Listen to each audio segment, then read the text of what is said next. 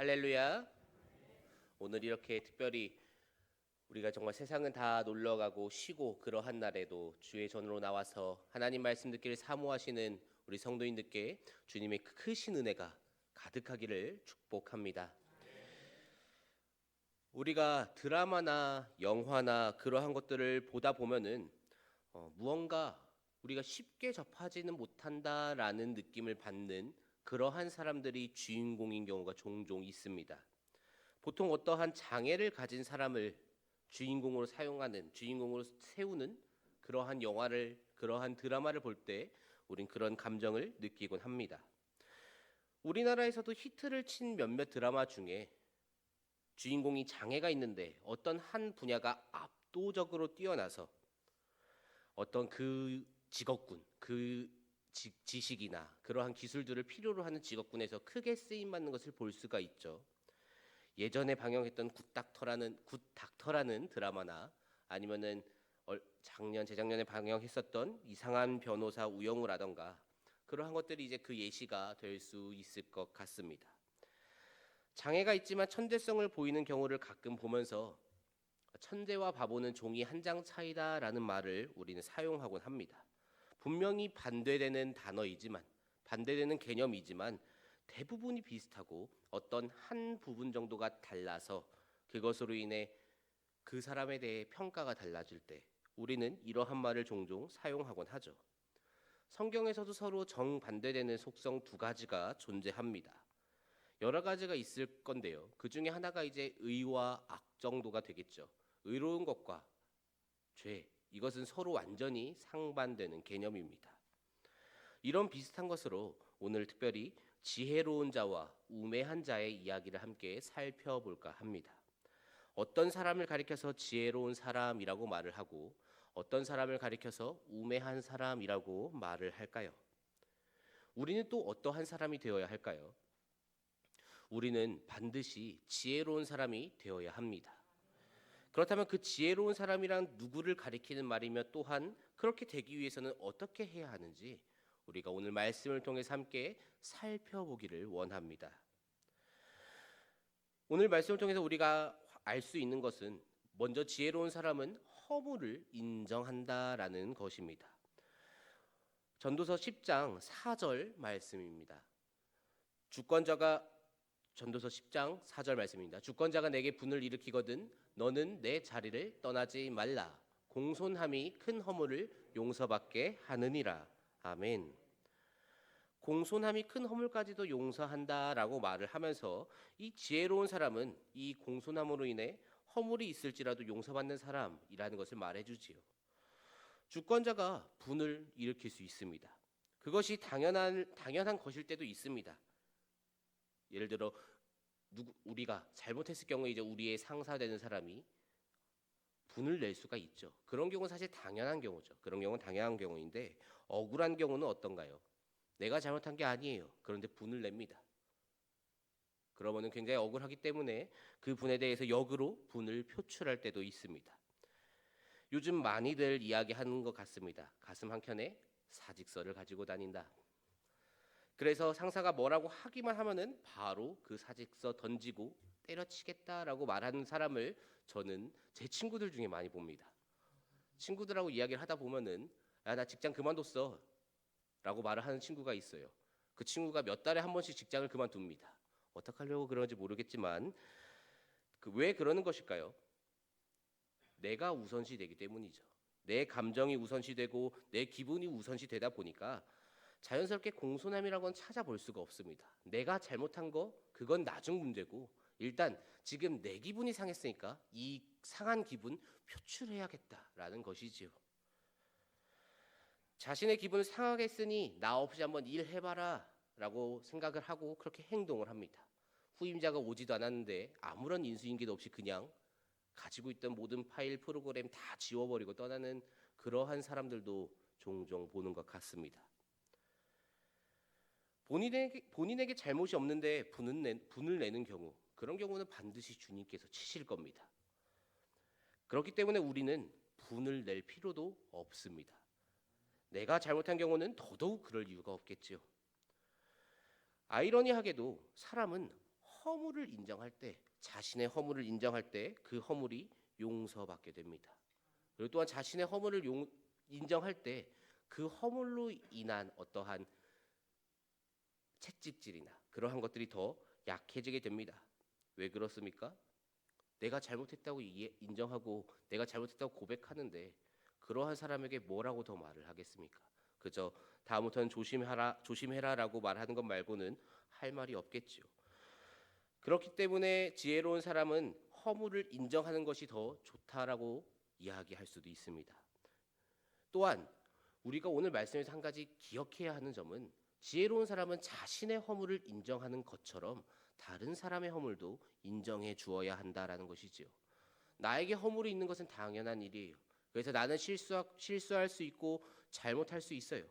그런데 다른 사람이 실수하거나 다른 사람이 잘못을 하면은 그에 대해서 아주 불같이 화를 냅니다. 조금도 타협점을 주지 않아요. 그러한 사람을 보고 우리는 지혜롭다고 말하지 않습니다. 나의 불완전함은 인정하지만 다른 사람의 불완전함은 인정하지 않을 때 그런 사람을 보고 우리도 지혜롭다 평가하지 않고 우리 주님께서는 과연 그 사람을 보고 지혜롭다라고 말씀하실까요? 그러지 않는다라는 것이죠. 우리가 신앙생활을 하다 보면은 때때로 발견하는 사람이 있습니다. 어떠한 사람에게 실망하여서 교회를 떠나는 사람, 어떠한 사람에게 실망하여서 신앙을 버리는 사람을 우리는 종종 발견하곤 합니다. 물론 내가 그러한 사람에게 실망감을 안겨주지 않는 사람이 되는 것이 가장 중요하지만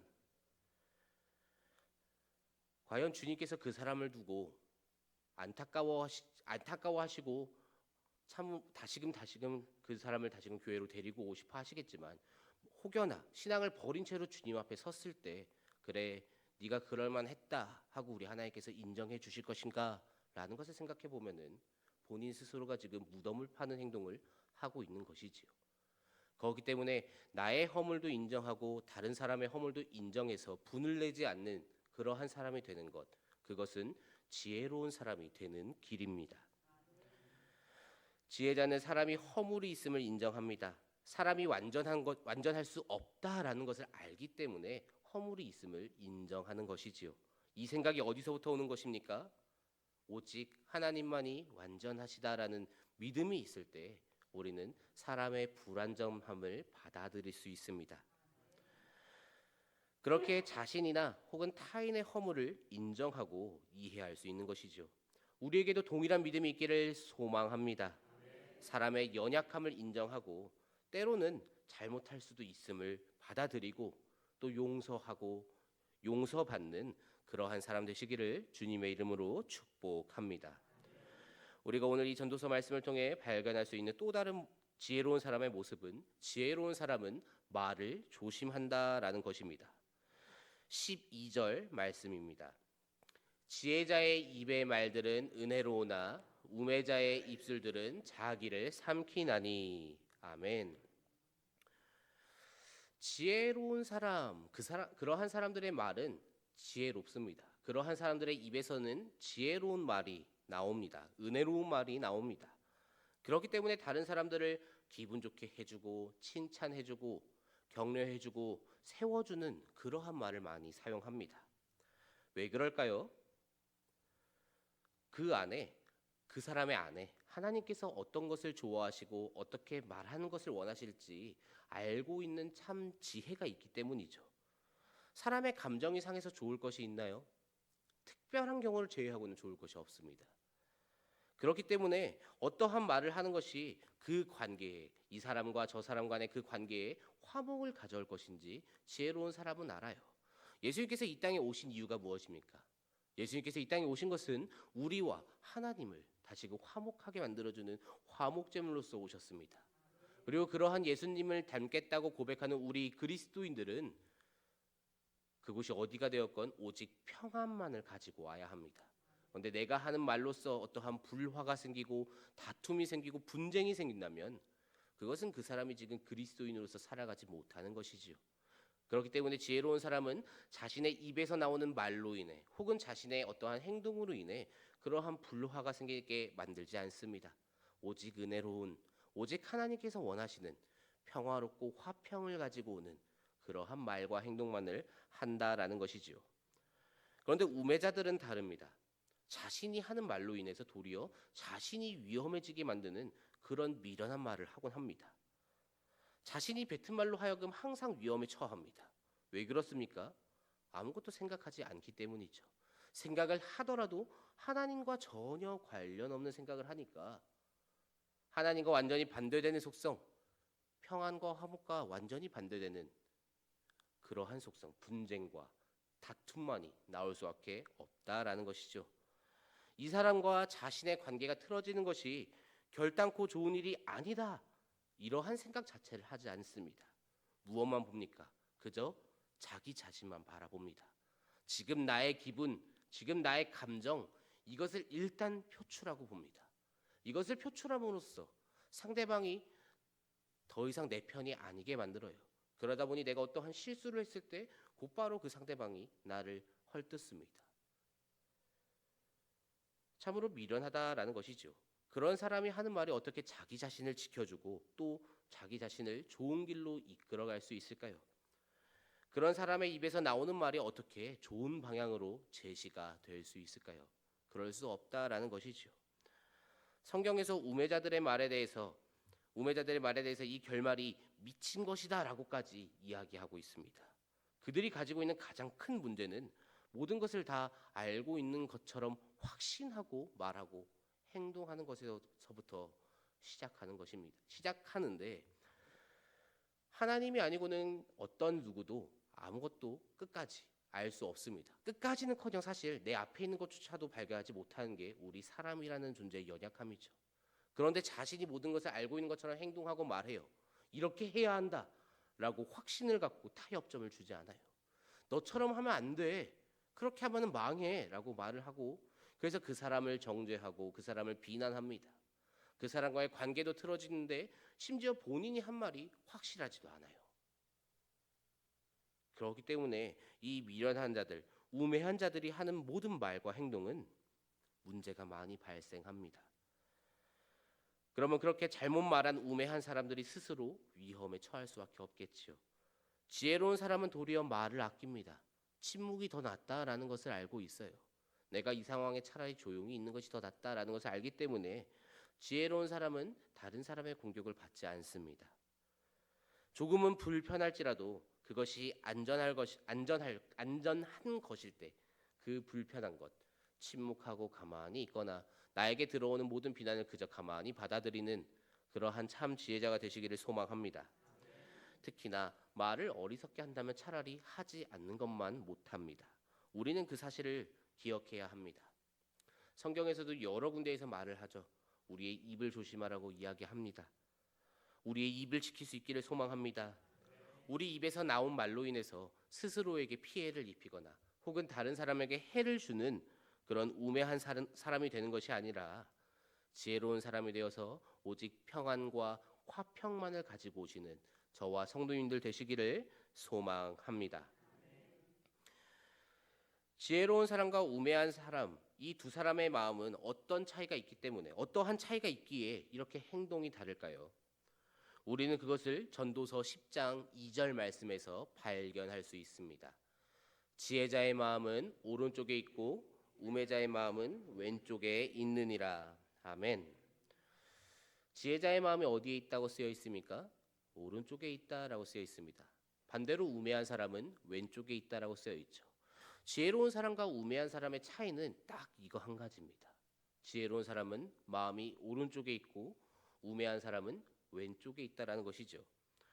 성경에서 보통 오른쪽과 왼쪽을 말할 때 오른쪽은 생명, 은혜, 그리고 정결한 것처럼 하나님과 관련된 것, 우린 그러한 것을 이야기할 때 오른쪽을 많이 이야기를 합니다.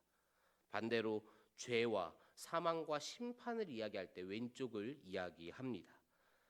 그래서 후에 마태복음에서 양은 오른편에 두고 염소는 왼편에 두라라고 말씀하시면서 오른편에 있는 양들에게는 복을 그리고 왼편에 있는 염소에게는 저주를 선포하시는 모습을 우리는 볼 수 있죠.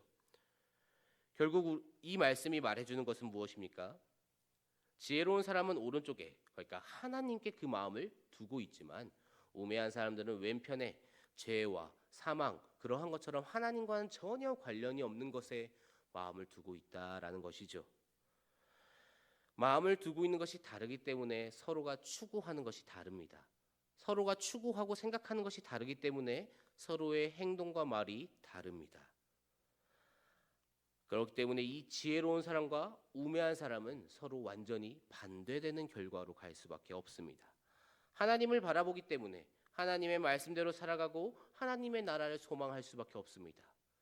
하나님을 대적하기 때문에 하나님이 아닌 세상에 자신의 목을 메고 그리고 세상의 것을 갈망하면서 살아갈 수밖에 없습니다. 결국 오늘 성경이 우리에게 말하고자 하는 것은 지혜로운 사람은 자신의 마음이나 생각이 아니라 오직 여호와 하나님께 그 마음을 두고 하나님만을 바라보며 살아간다라는 것이죠. 그러다 보니 어떻습니까? 어떠한 큰 일이 생기더라도 우리가 이 세상을 살아가면서 억울하게 욕을 먹거나 당연하게 욕을 먹거나 다른 사람이 우리를 비난하거나 아니면 어떠한 식으로든 해를 입혀도 이 세상의 일이기 때문에 그런가 보다 하면서 넘어갈 수 있다라는 것이죠. 말씀을 정리하려고 합니다. 우리가 세상을 살아가면서 화내고 억울해하고 답답해하는 거 없다고 한들 사실 하나님 나라에 주는 영향이 존재하지 않습니다. 또 있다고 해서 더 좋은 것 또한 아닙니다.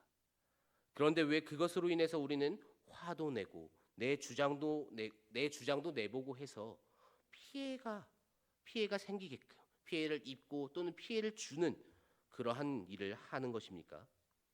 그것이 성경에서 말하는 우매한 것입니다. 하나님과 관련이 없는 하나님의 뜻과 전혀 관련이 없는 그러한 것을 두고 성경에서는 미련하다라고 이야기를 합니다. 결국 이것은 무엇을 말해주나요? 지혜로운 사람, 지혜자 이들은 하나님과 함께하는 것이 지혜로운 것임을 알고 있다라는 것이죠. 우리는 오직 하나님과 함께해야 합니다. 나의 마음 혹은 다른 사람의 어떠한 마음 그러한 것을 헤아리는 것도 물론 필요하겠지만 그것보다 먼저 해야 하는 것은 하나님을 바라보고 하나님의 마음을 헤아려야 한다라는 것이지요. 우리는 하나님 중심으로 생각하고 또한 하나님 중심으로 행동해야 합니다. 저와 성도님들께 그러한 은혜가 있기를 소망합니다. 하나님과 동행하시는 은혜가 하나님의 그 마음을 헤아려서 하나님께서 무엇을 원하시는지를 깨닫고 그 원하시는 대로 행동하시기를 소망합니다. 하나님과 동행하는 자에게 하나님의 그 참 지혜가 주어지는 줄로 믿습니다. 그 지혜를 가지고 살아가시는 저와 성도님들 되시기를 주님의 이름으로 간절히 축복합니다.